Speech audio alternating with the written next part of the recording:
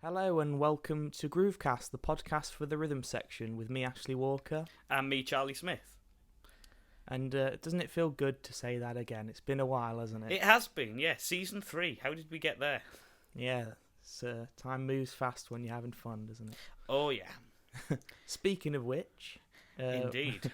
We were going to talk about what we've been up to over the last few months. It's been quite a few months since we last recorded, a little bit less since we last spoke. So as well as giving you a little idea of what we've been up to, we're also kind of letting each other know because we haven't had a proper True chat, have we? So we only ever talk when we do these. We never talk outside of it. Outside of it, no. So the last time we recorded was probably around March, April time of this year. And since then, I've been working back on the ship again. I know, Charlie, you've been all over the place. Yep. Been down the country playing at festivals, doing all sorts. Festivals, theatres, anywhere that'll have me, really. Goodness. All that kind of goodness.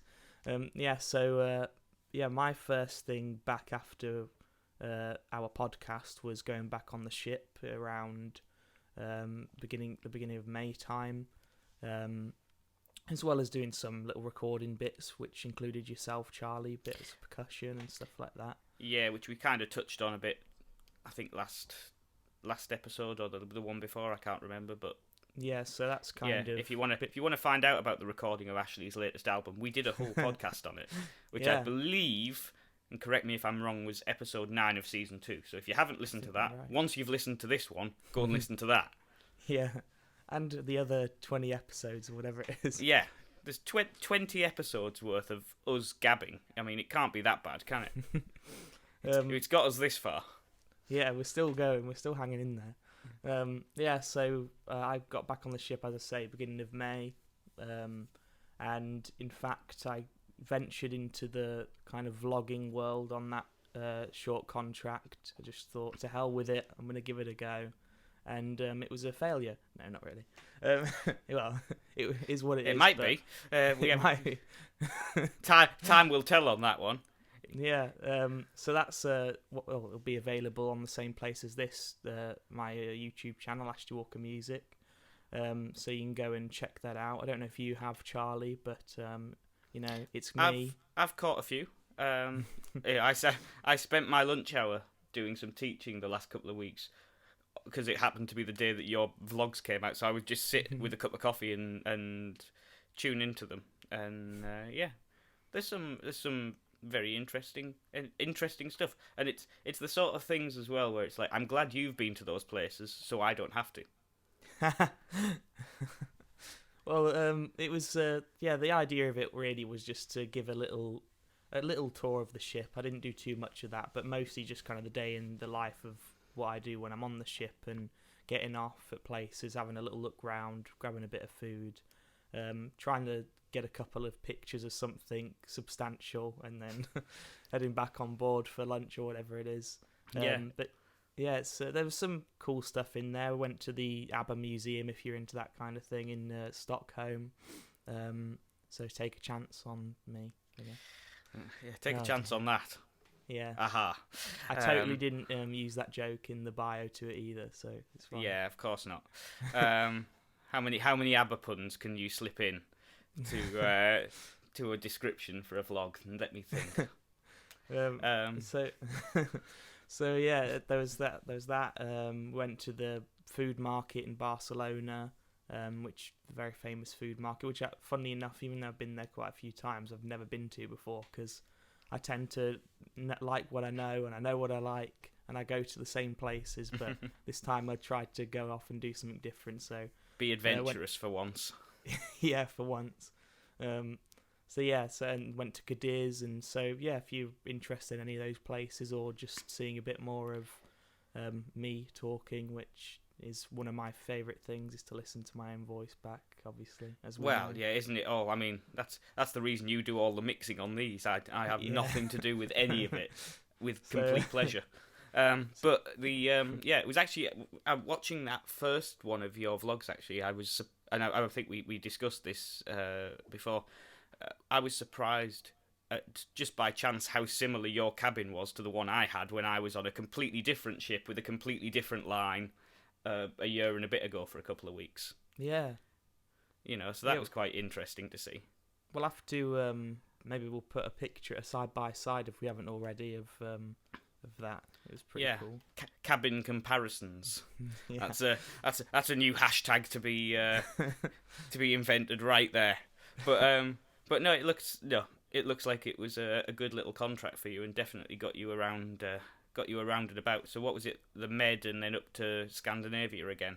Yeah, and it was, what was really nice coming back off the ship was, because people usually ask what's your favourite kind of port and stuff like that, and to be fair, my favourites are probably the Scandinavian ports so far, of the ones that we've been to, Stockholm and Gothenburg and those kind of Copenhagen, and it's been nice coming back home, and some people that I've worked with at home since have done the ships in the past and sort of comparing notes, and they've even watched some of my vlogs. And a quick thing about that was one of them, Kev Rogers, the drummer in my dad's swing band, shout out to Kev if he's listening, he was saying he watched the first episode, and I give a little tour of my cabin, and he said he had a problem with me saying that I said, oh, and my bed's by the window, and he said, oh, he shouldn't know, he shouldn't be calling it a window, it's a porthole, it's not a window.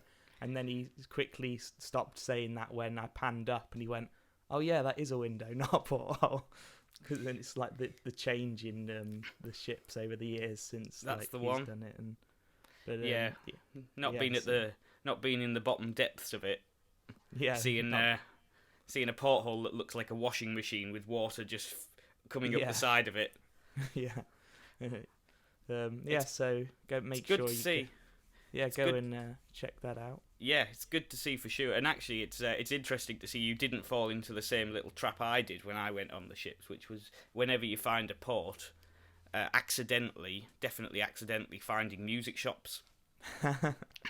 I remember I found a record shop in Italy somewhere that was really good, and I think I got a George Benson record and brought it back with me, vinyl, Yeah. And then obviously, as you well know, I when we stopped off at the port in Turkey, I found by chance, we went into a little mall and found there was an instrument shop there, a musical instrument shop, and so I did what every good drummer would do, which was to buy a darbuka, which is a Turkish hand drum, and bring it back with me on the voyage home, and I actually carried it hand luggage on the flight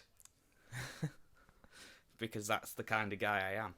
That's the thing with the ship, and before we move on from it, is that like you get from you go to these places, and sometimes, I mean, as you see in the vlog, and as Charlie knows and people know, I've collected loads of magnets, and I've just started collecting stickers and stuff in my bass case, and like just kind of those kind of things, and those will always be with you. But it's also just like you say, you'll probably always have that drum, and you know where it's come from. And I've got a few bits like that when I eventually get a place of my own, or the music room, we've got stuff in here, that's from all over the place. Yeah. So well, that's it, and it's not only that, other people buy you things now and again. I've got a maraca which came from a trip someone made to Sri Lanka once, and I've still got that, and different things from different places. The one common one is I always end up being bought Hard Rock Cafe drumsticks as presents from various locations around the world. Whenever any family or friends are travelling, I always seem to end up with another pair. So I've got a stick bag full of Hard Rock Cafe sticks from all over the place, from Florida to Krakow and everywhere in between. So that's kind of cool. Brilliant. So what's I know, so that was my kind of getting back to it. I know you've been all over the place, haven't you? Yeah, I've been, the usual life of a freelancer, just dipping about on all sorts of gigs and, all kinds of different places. And in the similar way to you, kind of getting into the magnet collecting, I've ended up collecting a few of these lately. Oh, yeah.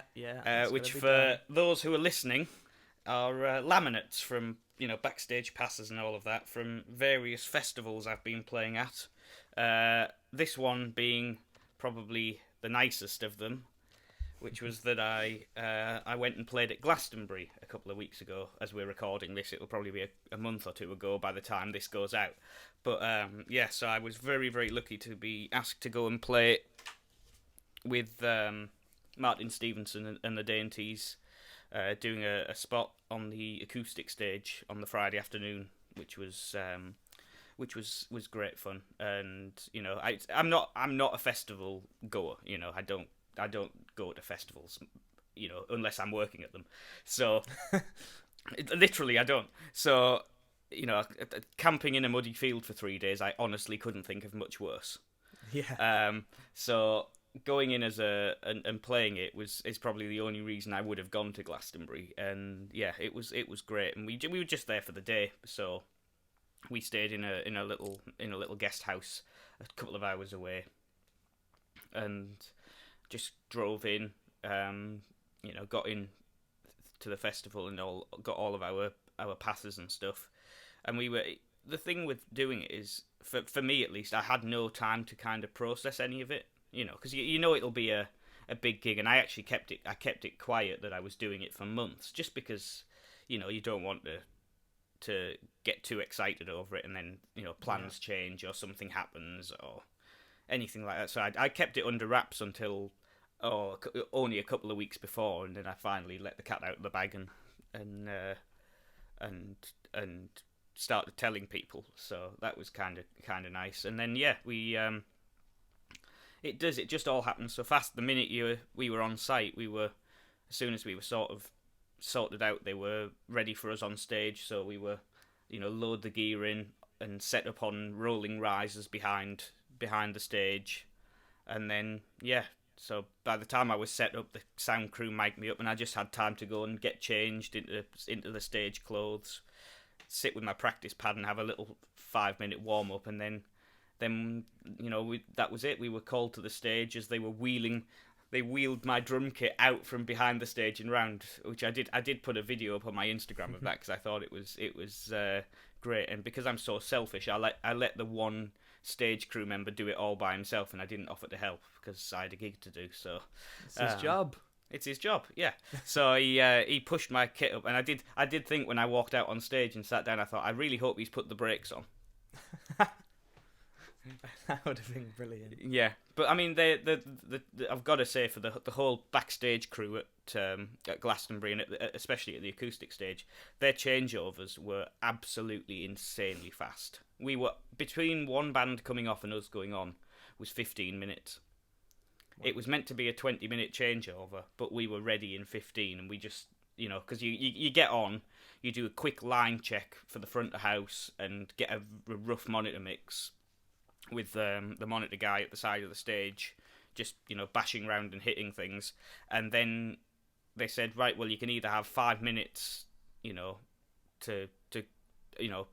to get ready, or you can just do it. So we just went, well, we'll just do it. And we actually, instead of doing the 40 minutes we were supposed to, we ended up doing like 45, which was great, And yeah, it was, the whole gig really was a bit of a blur. You just get into the zone and do it. And the way that the Dainties is, as we've discussed before, there's no set list really. There's a rough list of songs that you may or may not play.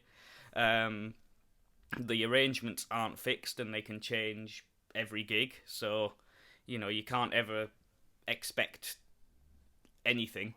And so yeah, it's a really big game of follow the leader. On stage, and just trying to get it to feel good and make everyone happy. And the audience were well into it. I think we must have had 1,000 or more, maybe 2,000 people in the tent with us, and then loads more sort of outside in the sun, lying out on blankets and stuff on the bit of grass around because the acoustic stage, I should probably say, is like it's like a big top really with a stage inside it, rather than like the pyramid stage where the whole audience is outdoors and everything. It's a bit more covered in, it's nice because you get a bit more of an intimate feel to it, and also you're a bit more protected from all the weather should it be terrible, which thankfully for us it wasn't. It was a lovely boiling hot day, But yeah, so we did the gig, and then when you usually would do the gig and then you'd come off and have 5 minutes before you go and pack down. Not at Glastonbury. They as soon as I was off the riser was being wheeled off, and then they really they want you to get your gear off it so that they can have it ready for whoever's turning up next to start, because they have 3 or 4 risers, and then each band can, as soon as there's a riser free, they can start setting their stuff up. So yeah, I think from coming off the stage at 20 to 3, I think all my gear was back in the car by 3 o'clock. Packed, mics down, packed the gear into its cases, down the ramp and into the back of the car, and then we went off and had a bite to eat, which was very nice, and then really we could enjoy the rest of the day, which was one of the big perks of having a really early or a fairly early stage time. We were on at 2 o'clock or whatever, so we could have the rest of the day as long as we wanted to kind of hang about. And I mean, I suppose we could have probably stayed the whole weekend if we'd really wanted to, but we just did the day. So we stayed and watched a few bands. I caught a little bit of Texas as I was walking past the Pyramid stage. They sounded good. I ran into a friend of mine from Manchester, Jen, who was playing with an artist called Iora on one of the small stages, and she was great, so we got to catch up with her after her little set. And then we went and saw this unknown band called the Churn-Ups, or as they were listed, which was the worst kept secret in history, because everyone kind of knew it would be the Foo Fighters, and they were on the Pyramid stage just doing an hour slot at about, I think, 6 o'clock or something on the night. So it was all daylight and sunny still, and they had no, it wasn't a big show. It was just minimal backline and everything, and they were just, yeah. I mean, the Foo Fighters have been on my list of bands I wouldn't mind seeing for quite a while. I'm not, I wouldn't say I know all of their songs, but I like what they do, and I think Dave Grohl seems like a really great guy, and obviously great guitarist, great songwriter, great singer, great drummer. He's kind of the full package. And so yeah, got to see them do their set, and with Josh Freese now on drums after the passing of Taylor Hawkins, and Josh was great. So yeah, really good fit for that gig. So yeah, we saw a bit of them. Went and had another bite to eat, and I saw a bit of Steve Earle, the country guitarist. He was just doing a solo spot on the stage where we were, which meant I could actually go and stand at the side of the stage and watch him. So that was pretty cool. I thought it was very disappointing that during the Foo Fighters and all weekend at Glastonbury, when all the big stars were on stage, and it would pan round to the people in the wings, and you saw McCartney there and Kate Hudson and stuff. I think really in that on the acoustic stage, it should have panned round, and then we could have seen Charlie Smith of Groovecast. Well, it's just they don't have the taste, to put cameras on the acoustic stage like they should. But anyway, but no, I filmed the whole Dainties set when we were playing. I just had to set my little camera up next to me, so I've got a whole recording of the whole set, which was good, because it meant I could actually watch it back. Yeah. And actually remember what happened, because it was all so much of a blur, I couldn't really remember it. But yeah, I saw a bit of Steve Earle, and we chilled out a little bit out of the rat race for a while, and then we just caught the first few numbers of the Arctic Monkeys before we headed off. I mean, if I'm being totally honest, the Arctic Monkeys aren't my sort of preferred listening material, but they're a good band and they do what they do well, so I think we saw the first 3 or 4 numbers, and then we thought now's probably a good time to escape before the masses do. It was one of them, they started and you said, right, should we get out of here then? Pretty much. No, we saw the first couple. I think, was it you who went and saw them recently? Yeah, I'm the same as, we'll probably get to that, but there's not much, as I'm the same with you, they're not my cup of tea really. They're my girlfriend's thing, which is why we went to watch them. But I've got to say, I did enjoy the gig in the end.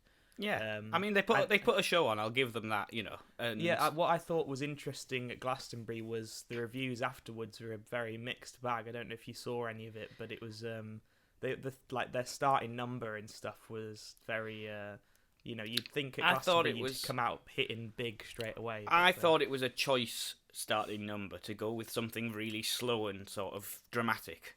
Because the thing you've got to kind of remember with festivals, especially with the bigger artists, is it isn't your crowd. Yeah. It's not a crowd of Arctic Monkeys fans exclusively, or a crowd of Elton John fans. So the worst thing any artist can say at a festival of that scale is, here's one from the new album. You might as well say, here's a song you don't know.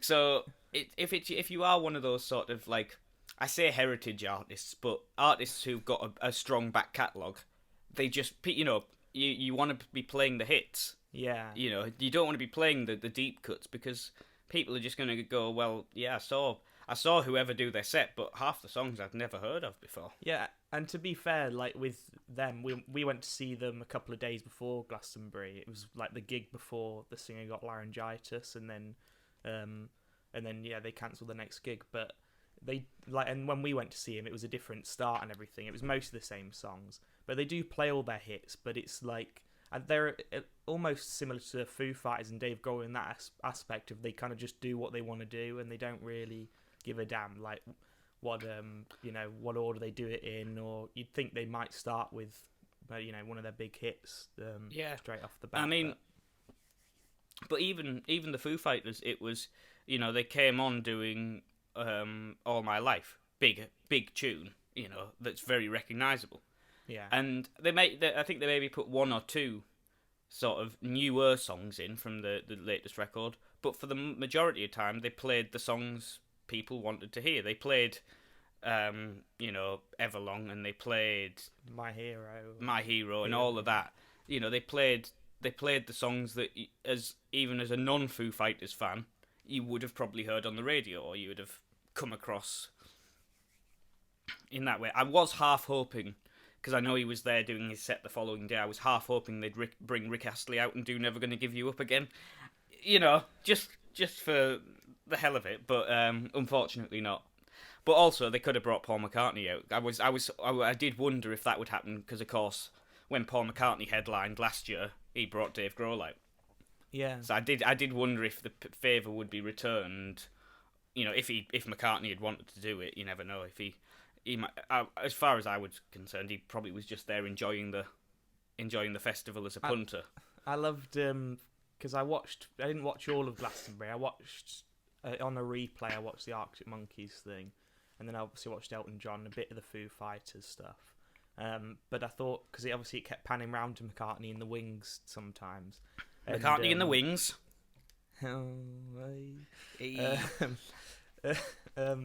Yeah, what I thought was really funny is because then you see all stuff online about him being there, and all the comments and stuff were like, isn't it great? He's just there enjoying the moment, not got his phone out and stuff. And then the next video, the next day, Elton John was him videoing Elton John singing "Don't Let the Sun," which I thought was brilliant. Like, just the fact, like, why would he want that video? Like, because surely somebody else can get it for him, but he's just such a normal, cool guy. And yeah, and it's probably as well for him. It's like, well, that's where I was stood watching. In his case, his pal probably. I would imagine they're mates. He was stood there, watching. Maybe Elton said to him, "Oh, could you try and get a few bits? On your phone? Can you take a few photos for me? Yeah, just at the side of the stage, just in case no one else does." Yeah, it was great. But yeah, what a gig. Elton was pretty good, wasn't he? I mean, I liked it. Yeah, I heard a little bit of his set when I was driving back from a gig a couple of nights later, and it sounded good. I haven't actually checked out the full thing, but I listened to a couple of numbers, and I mean, one of my favourite Elton numbers is Benny and the Jets. I just love how laid back and swampy the groove is. They're not putting any more into it than it needs to be. It's just so minimal, and so I was happy to hear that he played that, and obviously Nigel Olsson on kit and Ray Cooper on perk was a winning combination, if you ask me. pretty good band. Yeah, you can't argue with that, can you? Really? No, so yeah, that was and you've put a few bits from your Glastonbury thing on Instagram and stuff. Haven't Yeah, you? I wouldn't say I've spammed social media with it, but yeah, I've put a few bits up here and there, and there's a few little videos and things that I snipped out of the full recording I had, and yeah, some nice photos that were taken by our tour manager Anna and and a couple of the lads backstage, and great, it was just a really good vibe. You never know walking into a festival how it's going to be. Is it going to just be a place full of hooligans, who are all drunk, or is it going to be a family vibe? And Glastonbury's kind of all of that. It's just everyone at once there for the same reason, to enjoy the atmosphere, enjoy the music, enjoy the arts that are going on, because there's all circus performers as well, and you're just wandering around and you've got stilt walkers walking past you, and there's comedians on in one place, and there's DJs and raves on in another. So it's sort of totally mixed bag of arts and culture. But yeah, it was a great atmosphere to be in, and everyone seemed really up for it. And I think that's what festival goers are like. Just for me, just looking in for the couple of hours I was there, it was, yeah, everyone was just well into everything. And you got those two different sorts of people, those who had sort of paper lists or lists on the phone of people they wanted to see, and they were darting from stage to stage and trying to catch a bit of everyone. And then you had the people who were a bit more like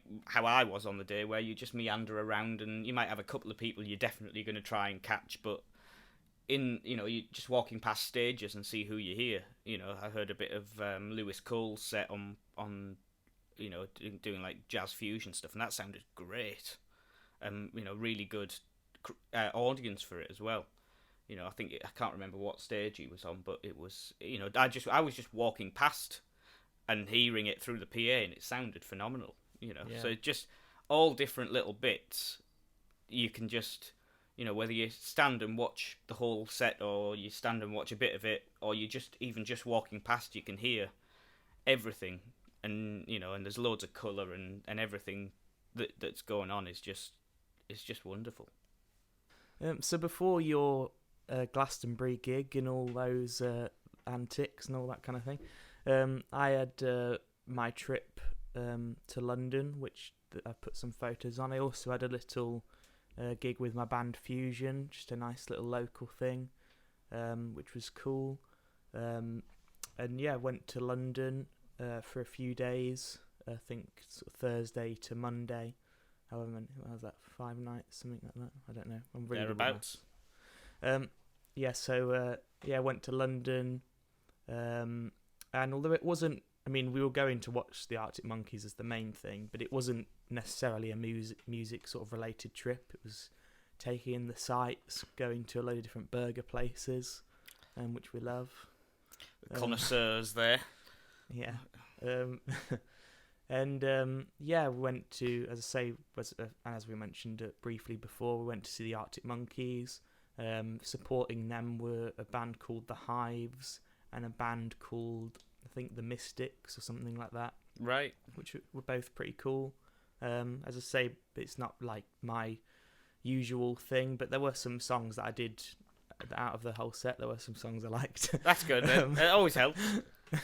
It was at the Arsenal Emirates Stadium, which I've never been to before, which was, as a football fan, that was cool. It was a bonus, I guess. It's not exactly the Riverside, is it? No, but you can't hold that against them. They did play the Riverside. I know they did. So. I remember I had a couple of my students, drum students, were there. I think, and they said it was very good. Yeah, we wanted sure to. Would have loved to have gone to see him at the Riverside, but unfortunately it sold out. So they added a third date. It sold out, unlike most of Middlesbrough's home games. So they added that third date to their London run. So we managed to get in there. What was interesting was, as I'm sure you'll have experienced before, as I know you obviously lived in London for a while there, and what was cool was how. On at the same time was Hans Zimmer at the O2, Harry Styles at Wembley and the Arctic Monkeys at Arsenal's ground. So getting on the tube for those days, like you knew which fans like what they were wearing. You weren't going to catch the Hans Zimmer fans on the way into the Arctic Monkeys, were you? Yeah, or I mean, I know some people did Harry Styles and then they went to the Arctic Monkeys, but what was funny, and as my girlfriend pointed out to me, is like Harry Styles fans have a specific, like they all kind of try and dress the same, like with they wear pink cowboy hats or feather boas, or it's all very pastel-y, isn't it?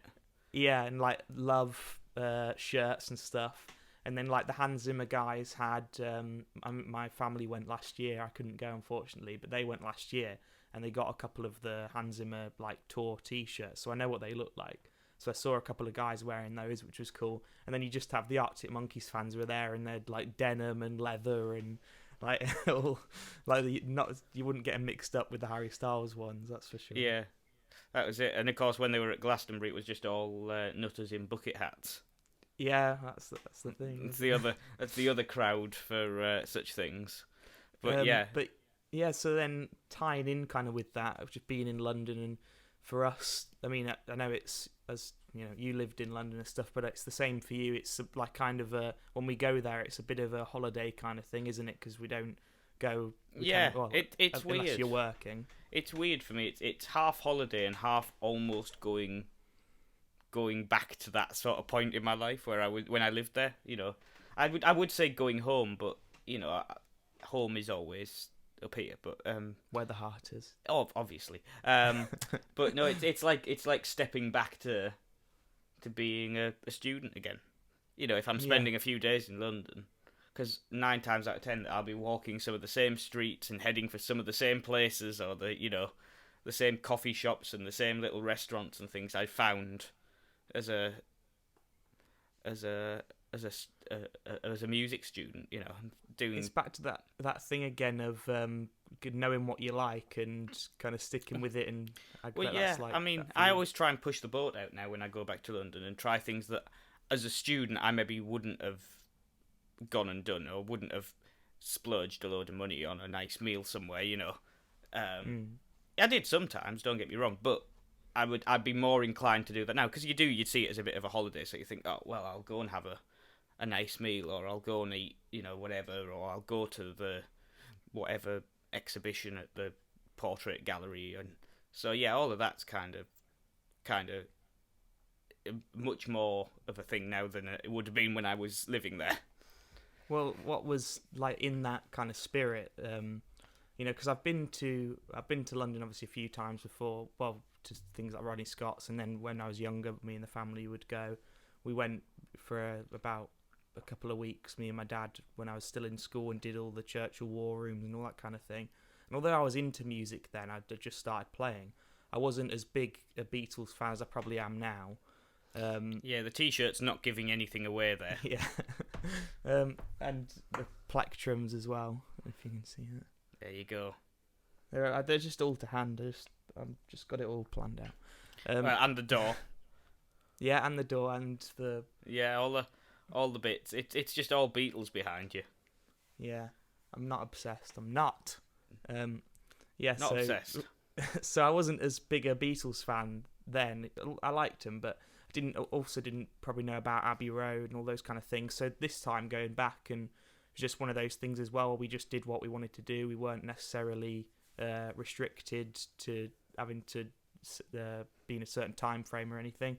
So I said, St John's Wood is like the 5-minute tube away. Should we go to see where Abbey Road is and stuff? And so we went and did that and signed the little wall there outside. And what was really funny was, because obviously I thought that it would all be a bit more like, oh bang, there's the walk and stuff, and like it'll be blatantly obvious, like because there'll be millions of people or whatever, hundreds of people there, and like there was a lot of people there, but like the angle of that picture there of the walking thing, I thought my impression would be it would be on the opposite other side of the building, like looking at it on your right hand side, but it's not. It's on the other side. Yeah. Well, the thing is as well that zebra crossing's actually moved a little bit it's I think further down the road than it was when they took that photograph. Well, that'll be why then. Yeah, so it's also, and I think the guy who took that photograph took it literally laying on his chest in the middle of the road. Yeah. And they just stopped the traffic for five seconds for him to get a series of shots and hope that there was a good one there. And but yeah, what was funny, because there you go. Well, that's the answer to that. But as I was, and Abbey Road itself, there were a few trees and people around, kind of. Although it was kind of obvious, okay, that must be where it is. Again, it was, you kind of had to go around the corner and stuff. And there's actually a great video from a couple of years ago where Paul McCartney had been in there doing something, and he walked out and was walking across the crossing, with his jacket over his shoulder, and people were, paparazzi or whatever, and people were taking his photos, and a car just whizzes past him and nearly knocks him over. Oh, I haven't seen that. Yeah, he nearly got run over on Abbey Road crossing. That would have been a great story. I mean, I don't know if it would have been a great story. It would have been... would have been a headline. It would have been a headline, but not for the right reasons. But yeah, there is, I'm sure, a video of that where someone nearly flipping runs him over because they just can't wait for him to cross.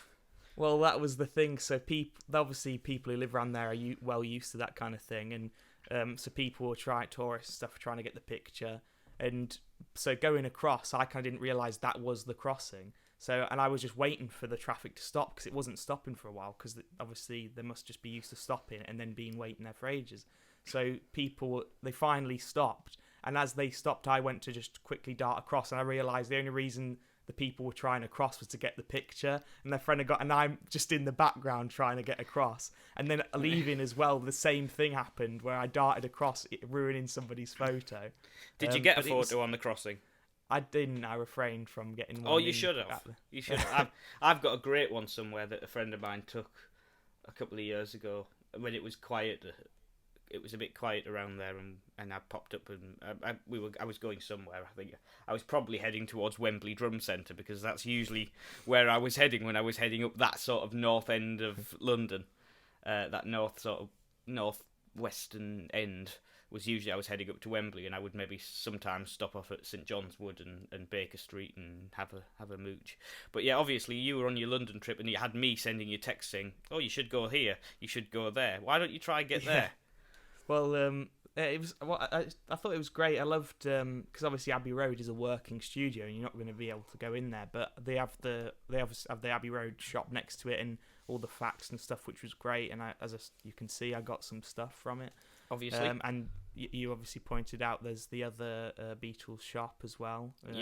Just on Baker Street near the Sherlock Holmes Museum, of all places. Yeah, we didn't manage to get there in the end, but then also because we still had ages to kill, I said, "Oh, I know it's not near there, but I was like, we should go to Savile Row as well then and see where they play on the rooftop," which I know as well.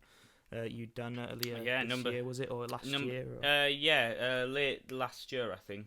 Number 3 Savile Row. Yeah. And what we'll do is we'll do a little Instagram post, I think, comparing photos, because sure. I know we both have them. It's just a shame you don't have a crossing photo. That would have been a nice comparison, but never mind.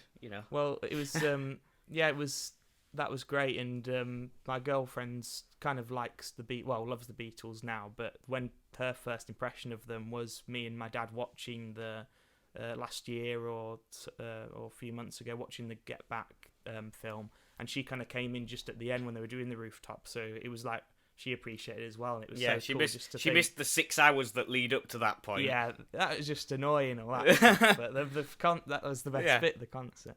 So that was great. What was also just, I love being in London, and just how people there are used to just cool things happening, just kind of, or just historic things. So the day before, we were at Buckingham Palace and did all those kind of things, got the photos, and then on the way to Savile Row, we heard all this noise overhead, and like, what the heck is that? And saw like jets flying over, and then a Boeing, and then all this stuff, and I was like, that's got to be like a president or something. That's got to be something like big. That next thing, the red arrows fly across. I tell you what, was that? It'll have been Trooping the Colour. Yeah.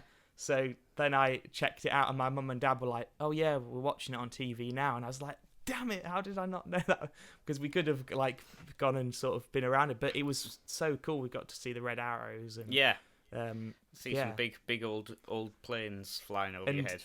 And like all the Londoners are there with their newspapers, and they just look. Oh, they look back down. Oh, there we go again. Yeah, typically droll about it all. Just, yeah. Carry on with the paper. Back on the phone. Yeah, exactly. And then we got to see a little bit of, again, just didn't plan it, but we said, we need to go to Trafalgar Square and have a look around there. And it was when, which I didn't know it was a yearly thing, they have a thing called West End Live, which they do all the kind of snippets of West End shows in Trafalgar Square and set up a stage and everything. So, again, I'm not a massive musicals fan. There's a few that I do enjoy. But I said, this would be a cool thing to do, once in a lifetime kind of thing, or just we're here while it's on. Why don't we go and see if we can, because it's free and you just line up and stuff. So we said, we'll come back on Sunday. Heathers was on the first thing, and that's my girlfriend's favourite musical. So we said, let's go watch that. So we said, we'll get there at least an hour and a half, 2 hours before. In the end, we kind of were a little bit later than we wanted to be, and it was about an hour and a half before it started, and the queue was already from Trafalgar Square. I can't think of it now, but where the Hard Rock Cafe is, and Leicester Square. Yeah, it was already through Leicester Square. So we said, we'll give that one a miss then, and we just, like everybody else did, we found a good position outside of the seating area where you could get a good view of the stage, and we just watched the first 15 minutes of it, which was really cool. But again, just London, just so much going on. It's just on your doorstep, and well, that's it. And it's good to, especially for you when you're not away and working, you can enjoy those little bits, and have a bit of time, not thinking about doing gigs, which is what I spend most of my life thinking about, is doing another gig. Because as you say, you had that, and I've just been over the last month or two, I've just done so much dep work on so many different shows. So there's been lots of sight reading, lots of fun, lots of playing very different stuff. So I've done, what did I do? I did a dep on a Motown gig, a dep on some Northern Soul stuff, a disco show, and I went and did an orchestral gig in Edinburgh, which was completely sideways of anything I've done for a long time. So going and sitting with a 60-piece orchestra playing the music of James Bond was quite fun, in tuxedo and all the bit, and with two singers, and that was a fun gig. It was hard work, but it was a fun gig, and actually, it's one of those things that I know we got to talk about with Steve Pearce when we had him on. He talked a little bit about working with orchestras, and when I was sat during that rehearsal, I was so glad we'd had that chat, because I thought, that's directly, because I haven't worked with an orchestra since I was probably at school, and working with bigger school bands or combined orchestras and things. So it had been a long time since I'd been in that kind of environment, and obviously you've got the pressure of all these professionals who know their stuff and do it every week. And I think there was an audience of probably, 1,500 people. Wow. So it was it wasn't pressure at all, he says. But it was one of those, and I actually sent Steve a message afterwards, and I thought, that chat, which you can listen to, because it's all on our interview episodes with Steve from a couple of months ago. He does dip into the orchestra stuff a little bit and tell some great stories. And that was me putting what we talked to him about there straight to good use. How to follow a conductor you've never met before and things. It was really interesting, and I'm glad I did it. It was hard work, but I was glad I went and did it, and it was fun. Yeah, you can check those photos out as well, can't you? Oh yeah, get to see me dressed up like a penguin again. It's always always a fun gig when it involves a bow tie. And also, you speaking of kind of the London thing in the West End shows, you sat in on a couple of shows or on a Hamilton? Yeah, I've sat in on a few over the past couple of years. But yeah, most recently, earlier this year, I went and saw Hamilton, which was what started it. I went and saw Hamilton with a friend of mine, and I'd wanted to see it for a while, so I was glad to finally actually go and watch it, and it was great as you would imagine. But the band were really what did it for me. I thought that just a top notch sound from where I was sat, and I knew I found out who the drummer was, and we shared a few mutual friends, and I managed to get in touch with him and organise going and sitting in with him.